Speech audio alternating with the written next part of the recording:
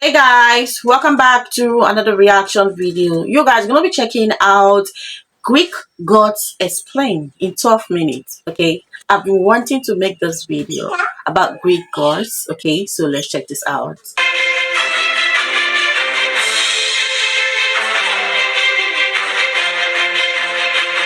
The natures. The world began with several primordial beings. First came chaos, then Gaia, Earth, and finally Eros, love. From Gaia there came Uranus, heaven, who both created the Titans. Uranus disliked his children and locked them deep within the earth. Gaia, sick of having her children imprisoned, made a great sickle that she gave to her son Cronus. Cronus hid until Uranus came to lie with his mother, then leapt out and sliced off his father's genitals, which fell into the sea. Cronus proceeded to release his fellow Titans from prison, and so the Age of the Titans began. Cronus married the Titan Rhea, who gave birth to most of the major gods. Cronus, scared by a prophecy that his children would take his power, imprisoned them as soon as they were born, swallowing them whole. Rhea pleaded to Gaia for help, who, taking pity, hid Zeus after he was born, on Mount Ida in Crete. When Cronus came to eat his son, Rhea fed him a stone instead, tricking the Titan. Gaia raised Zeus until he was strong enough to take on his father. The two fought, and upon defeat, Cronus was forced to release Zeus's siblings, starting the war between the gods and the Titans. The war lasted 12 years until Zeus freed the Cyclopses and the 100-headed giants whom Cronus had imprisoned. The Cyclopses gifted Zeus his famous thunderbolt, Poseidon his trident, and Hades a hat of darkness, tipping the balance of battle. The Titans, defeated, were thrown into Tartarus, a prison deep within the underworld, and so started the reign of the gods. Zeus, Poseidon, and Hades decided to share power, drawing lots to decide what they would rule over. Zeus got the sky, Poseidon the seas, and Hades the dead. Zeus, king of the gods, ruled from his throne on Mount Olympus. Oh my god. You guys, I think I've actually watched this film before. I think I've watched it. So it actually explained this more for me. Okay. But what actually got me was when a mother was saving the son, because he was actually, afraid of his children taking powers, be more powerful than him. Then why do you even go ahead trying to make children? After making the children, you have to imprison them or you eat them off. Okay, so this time around, he has actually come to take the child or eat the child off, but the mother of the child feed him with a stone instead of the child. That is where I felt the mother is in this. Okay, and I feel like I've actually watched this in a movie. I can't even remember the movie that I watched it in, but oh my god, oh my god, oh, this is so interesting, you guys. Home of the immortals, often using his symbols of the thunderbolt and eagle to warn or encourage mortals. Zeus was responsible for all weather changes, from lightning to snow, depending on his mood. He was also protector of the home and strangers, meaning being a bad host could land you in deep trouble. Zeus married his sister Hera, who birthed the gods Ares and Hephaestus. Zeus was also infamous for his many affairs with other goddesses, from which Athena, Hermes, Apollo, Artemis, and Persephone came. He also engaged in many affairs with mortal women, where he created god Dionysus, and many heroes like Perseus and Hercules, most of whom experienced the wrath of a jealous Hera. Poseidon, one of the most powerful gods that ruled the sea, created earthquakes and was the god of horses, much prized in ancient society. He had a palace on Mount Olympus, but an even more magnificent one under the sea, where he spent most of his time. Sailors would have to pray to Poseidon and offer sufficient sacrifice, otherwise risk a painful death at sea. It was very unwise to cross Poseidon, as he held a grudge and could deal out very harsh punishments. In the story of Theseus and the Minotaur, King Minos rules over the island Crete. Every year he sacrificed his best bull to Poseidon. One year he withheld his favorite bull, a huge white animal. Poseidon noticed, but instead of punishing Minos directly, he decided to target his wife. He made her fall in love with the bull, which eventually led to the birth of the half-man, half-bull creature called the Minotaur. Hades, the oldest of the brothers, ruled over the underworld, where the spirits of the dead resided. Why did he do that?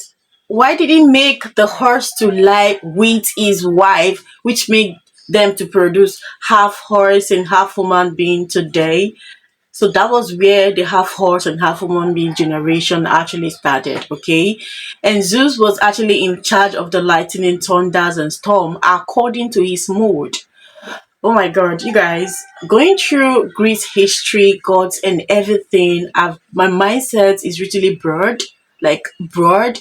I think differently because this is obviously mind blowing, you guys. He shared his throne with his wife, Persephone, and the two were considered to be gods of fertility. The underworld had several guardians and trials, making it difficult for the dead and near impossible for the living to enter. The gates lay past the deadly river Styx. The only way to enter was to get passage from the ferryman, Charon. Charon required payment, and this is the reason why Greek burials included placing coins on the eyes of the deceased. If the soul could not afford to enter, then they were fated to wait on the shores of the Styx forever. Past Charon lay Cerberus, the fabled three-headed dog. Oh, that's the reason why they put some coins in the eyes of the deceased in three Greeks. judges of the underworld who decide where it should go.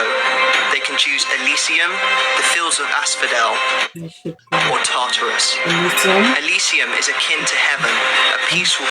Oh, that's why they put coins in the eyes of the deceased in Greece. Now I understand. Wow. Place where the souls of heroes, demigods, and especially good mortals reside. The Asphodel Meadows is the place of ordinary folk who did not achieve anything notable in life, good or evil. Tartarus is very similar to Hell and contains not only the Titans, but also criminals who upset the gods, who are tortured for eternity. Hera, sister and wife of Zeus and queen of the gods, was the protector of marriage and women. She was deeply respected in Greek society. She was one of the most vengeful and spiteful gods, punishing women who lay sister and wife of Zeus to protect marriage and women. When Leto was pregnant with Apollo and Artemis, Hera stopped her giving birth. She kept Io, another of Zeus's mistresses, as a Hephaia, and had her guarded by the 100-eyed monster Argos. So she was actually she gave birth to Artemis. Wow. The story of Hercules. Hercules was an illegitimate child of Zeus. Hera sent serpents to kill the future hero when he was just a child. Oh, Hercules. The crushed creatures with his bare hands. She later drove him to madness, making him kill his wife and children, the event that sent him on his 12 labors.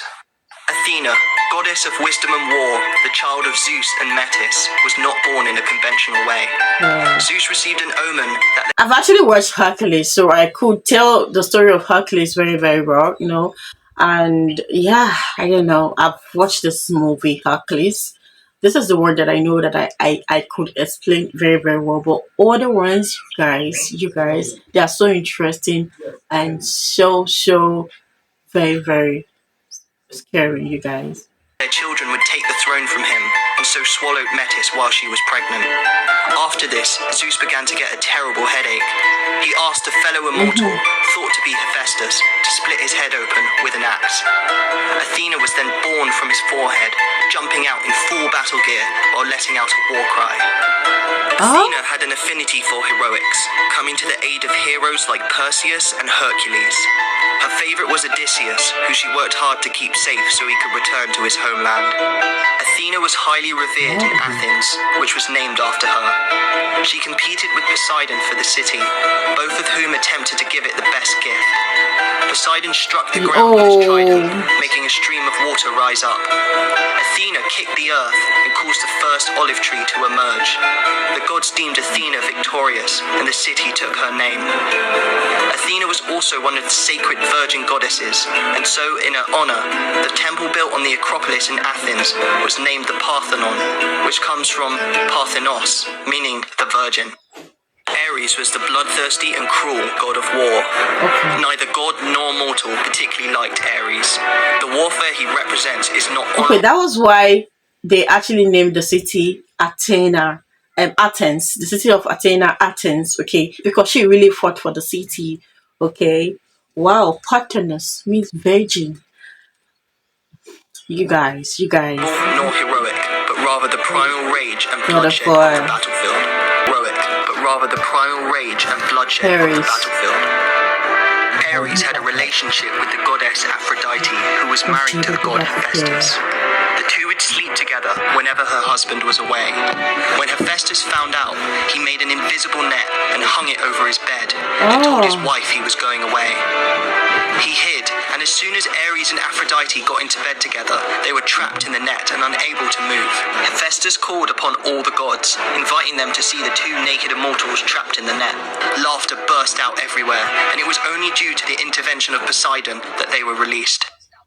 Aphrodite was the goddess of beauty and love, responsible for sexual attraction. They were eventually released. Often using her powers for her own Aphrodite, god of beauty. Accounts of her birth vary, with her either being born from the genitals of Uranus or as another illegitimate child of Zeus.